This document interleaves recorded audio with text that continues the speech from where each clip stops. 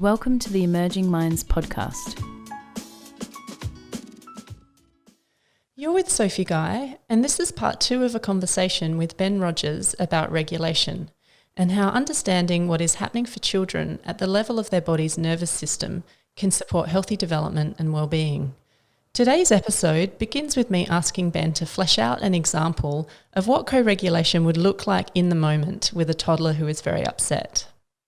I wonder if you could talk in a little bit more detail to an example of, say you've got a toddler who's having a meltdown. What does co-regulation look like in that moment? And what is someone like yourself who's an OT thinking about in that moment to help co-regulate a child?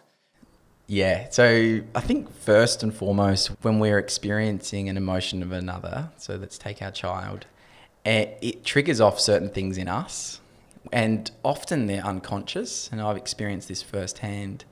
So there's a level of self-awareness you need to bring to that interaction first and foremost, for whatever it is. So being regulated in ourselves is the key first step. So noticing what that's triggered off in me, which happens in a microsecond. But if you can stop and reflect and say, okay, I need to respond opposed to react to this. And even the word, when you think about discipline, it means to teach. And often we might be looking at discipline and in a more behavioural kind of perspective and trying to teach by correcting behaviour. But the real teaching in those moments is around supporting the emotion underneath the surface. So can you use your tone of voice, and can you use just really simple language to help name that emotion? I know Dan Siegel's work has been brilliant for this in helping a lot of people understand that, name it to tame it, or connection before redirection. And I find just body posture and positioning is really helpful as well. So if I'm standing up, I might just crouch down and just be there. I think being with is a really good description of how to support those emotions.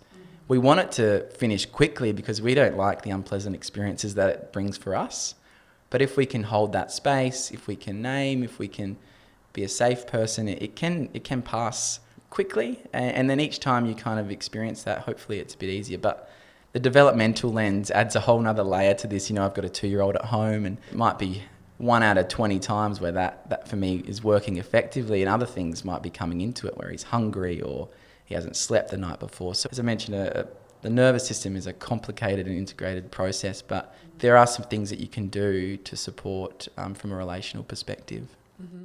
Yep. And I wanted to pick up as well on, you talked about how understanding regulation and this sort of level of the nervous system can be helpful for understanding children's behaviour. And so how does this understanding sort of reframe or bring a different way of understanding children's behaviour? And obviously that children's social and emotional difficulties are on the rise. Children are presenting to different health professionals or being picked out for having emotional and behavioural problems. How does this understanding of regulation help to make sense of that?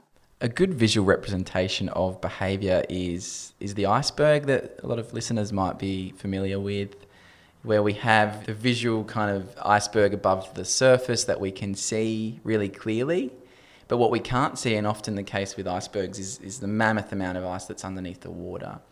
And this is really a good way of describing what's kind of driving up those behaviours. And so regulation sits as the kind of foundation for that in many ways. And if you take an example of the levels of arousal that we've talked about and layer on someone like Stephen Porges's work, it really helps us to understand how adaptive responses are built in order for us to engage and behave in our environment. And so first and foremost is this social engagement green zone that I've referenced. So we know a child is feeling regulated when we're kind of observing them playing, we're observing them settled, they're calm, they're curious, and there's other kind of skills and cognitive functions that are happening in that space. But when a child senses danger in that perceived kind of sense, it doesn't have to be something that we can see, it's actually in how they perceive their environment. Naturally, what's going to happen in terms of an adaptive response to the nervous system is it'll move into more of a mobilised state. So it will either move away from potential stimulus or threat, or move towards in terms of fight mechanism. And when you're looking at from a behavioural perspective, certain things you might see during those moments is frustration, irritation, anger, rage, really heightened, stresses and reactive states. And I think what Stephen Porges has done is introduced the third kind of perspective of this is when we move really into our most heightened state of arousal, when we can't get away and we can't fight, what does the nervous system do? And it shuts down. And this can be a behaviour that's often missed. A child that's flat, depressed, numb, dissociating, in this kind of shutdown response where we move from what we call sympathetic arousal into a parasympathetic response.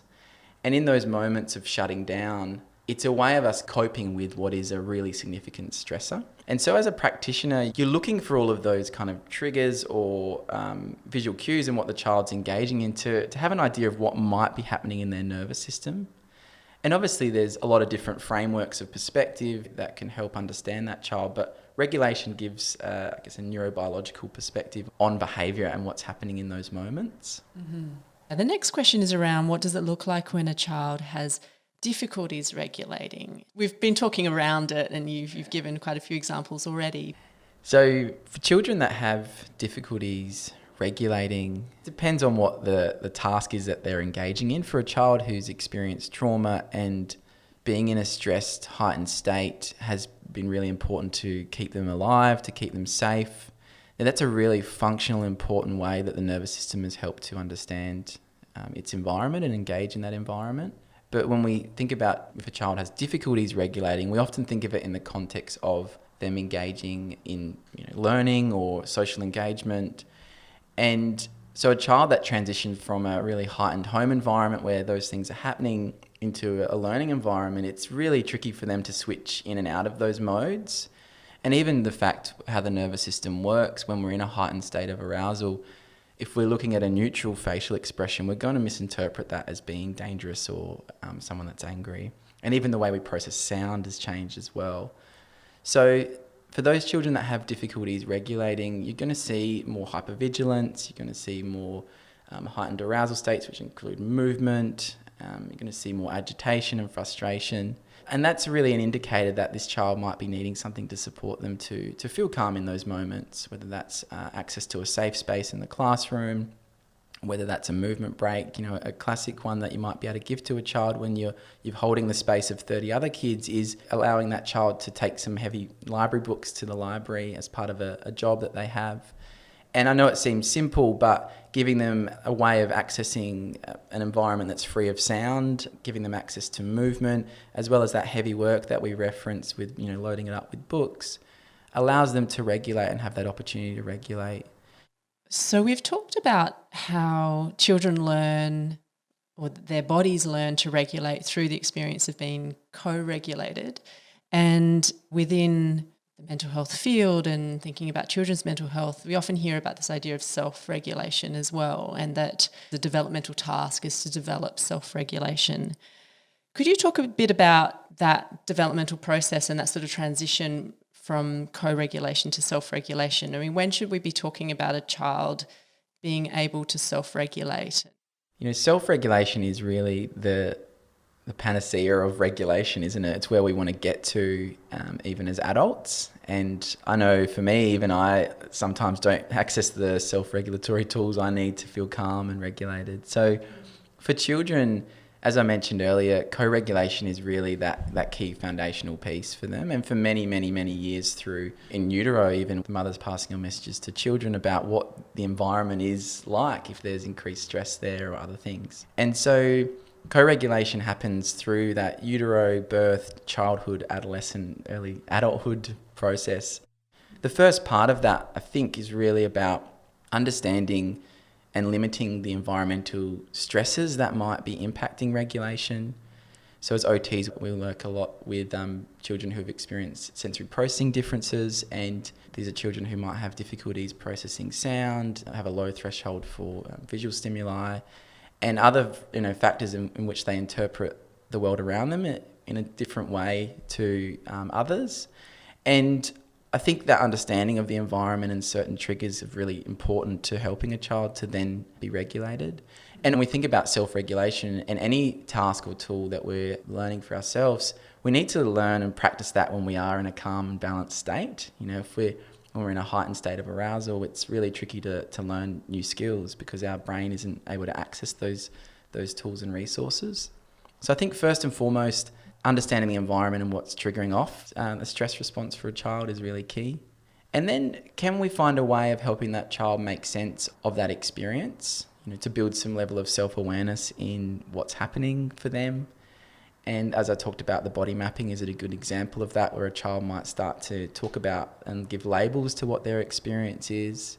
I know the Zones of Regulation is a great program for children which helps them to give names and labels. It talks about the various zones that I've referenced today. And then the other factor there is, once we've looked at the environment, we've looked at self-awareness, is finding the tools and approaches that they can use in those moments before they move into the red mist or, the storm comes, as children have labelled it in the past, and help them to regulate in those moments. I think thinking about those approaches, the breath is talked about a lot, and I think that's a really powerful tool that anyone can use to self-regulate. It's something I used before talking in this podcast. And often we talk about the importance of diaphragmatic breathing, which is really important, taking nice deep breaths. But what happens when we get into really stressed or heightened response is that we tend to hold more tension in our body, our breathing positioning changes. And if we can breathe out, it actually talks to our vagal tone and allows us to calm down a lot more.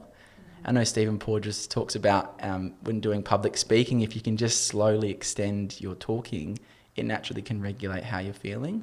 Mm-hmm. But even something as simple as 3 in, 7 out breathing is really helpful, where we breathe in for 3, as well as anchoring our attention on the counting, and out for 7 can be really helpful in regulating the nervous system. Mm-hmm. So for kids, we can teach them this at a young age. And as well as layered on this is our thinking, because we do have this primal response, as I've talked about from a physiological point of view, but also that comes with that is these kind of patterns of thinking that are related to certain experiences that can perpetuate in our minds. So any tools that we can use to identify with those thinking patterns and redirect or reevaluate or anchor on our attention or the present moment can be really helpful in teaching children how to self-regulate. So mindfulness-based programs are a good example of that. Mm-hmm.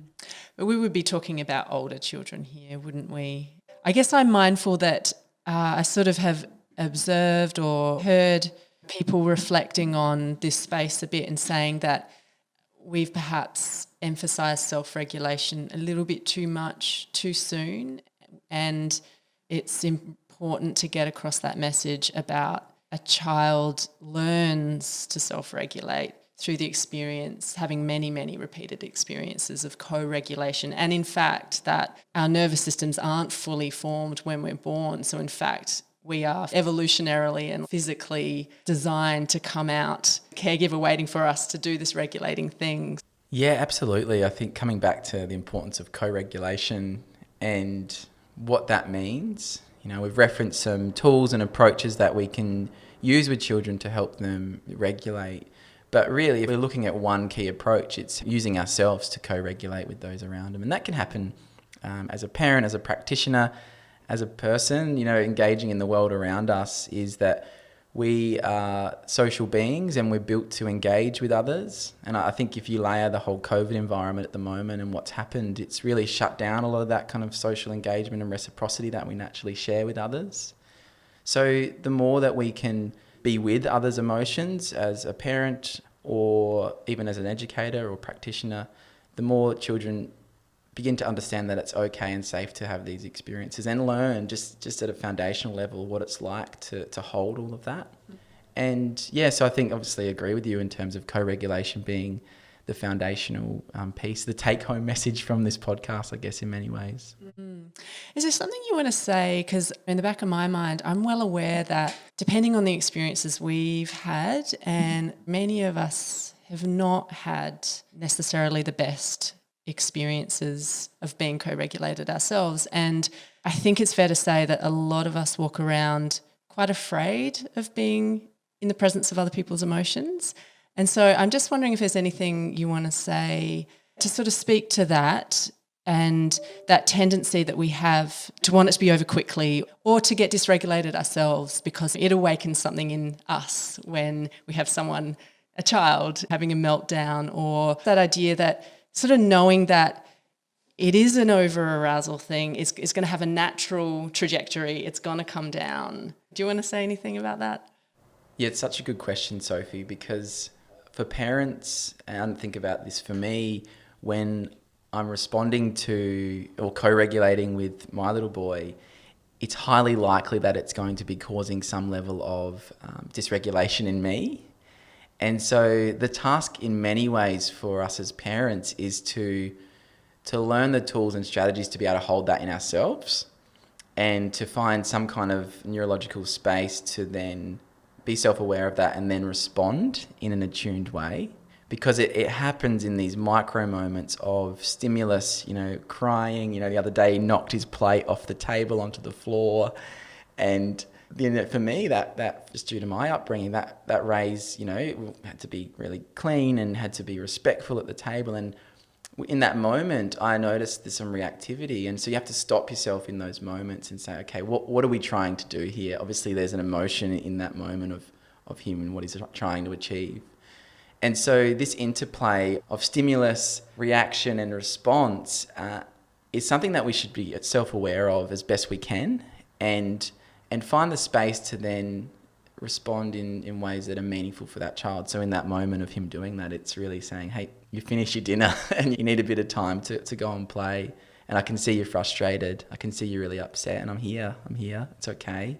And once he's calm and regulated, that's where we can have an opportunity to teach him, when he's in that green zone again about, hey, you don't knock your plate off the table, matey, because then we have to kind of vacuum it up afterwards and it's not great. So I think this is a good example of the interplay of what adults and parents are working with children. How can practitioners begin to apply the concept, this process of regulation in their practice with children and families, perhaps where it's a new concept for them and they're wanting to start trying things out? Yeah, I think there's a variety of ways in which they can embed some of this work. First and foremost, thinking about themselves and that therapeutic use of self that we mentioned. How are they using their facial expressions, their tone of voice to convey safety in the interactions that they're having with a child or family? Also thinking about some body-based approaches. And if you just come back to that idea of movement being really regulating for a child and also the breath being really supportive. One of the most favourite activities that kids engaged in sessions with me was, as they reported, was the cereal box. You'd cut a roof off a cereal box, you'd have a couple of straws and a table tennis ball, and you'd just play table tennis soccer in between, the cereal box.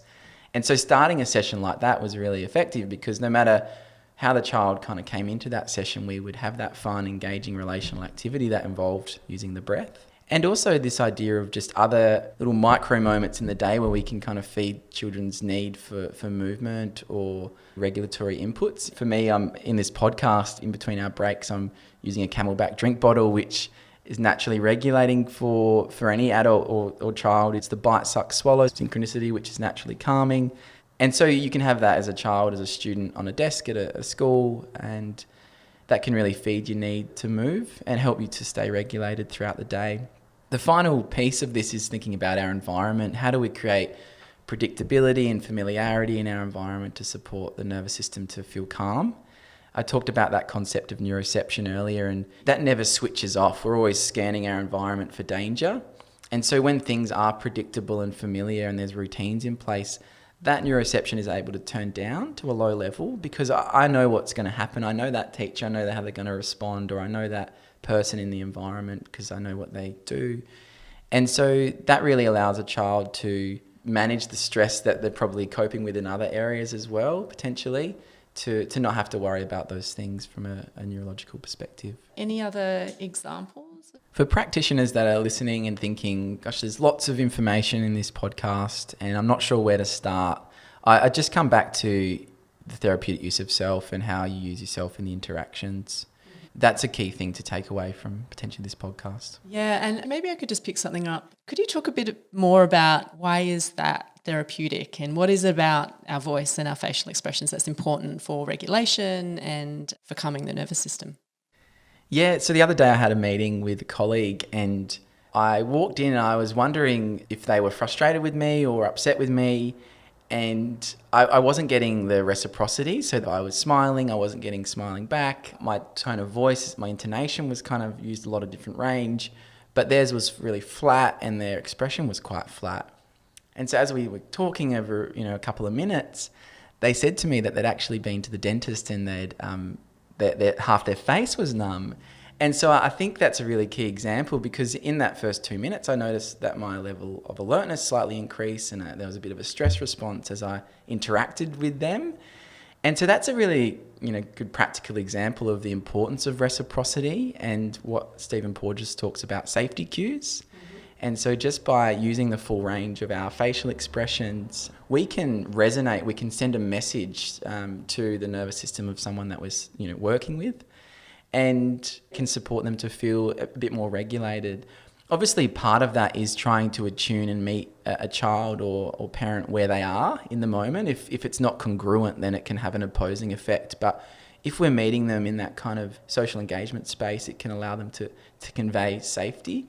And I found that prosody and rhythm has been a really effective tool in supporting regulation as well. I don't have an amazing kind of singing voice, but if you can use the intonation of your voice in a way that conveys safety, that's not low frequency sounds or high pitched frequency sounds, but is that kind of nice kind of prosody in the voice, it can really support the nervous system as well to feel calm. And so that's something you can play around with your kids, with your nieces or nephews, or potentially in sessions with children and families as well. It's something that I definitely enjoy. And now that we've got this deeper level of understanding through Stephen Porges' polyvagal theory, it really validates that approach in many ways. Well, I think that it's been a really rich and interesting conversation, Ben. I think we'll wrap it up here. And thank you so much for joining me on the podcast today. Thanks, Sophie. Visit our website at www.emergingminds.com.au to access a range of resources to assist your practice. Brought to you by the National Workforce Centre for Child Mental Health, led by Emerging Minds. The National Workforce Centre for Child Mental Health is funded by the Australian Government Department of Health under the National Support for Child and Youth Mental Health Program.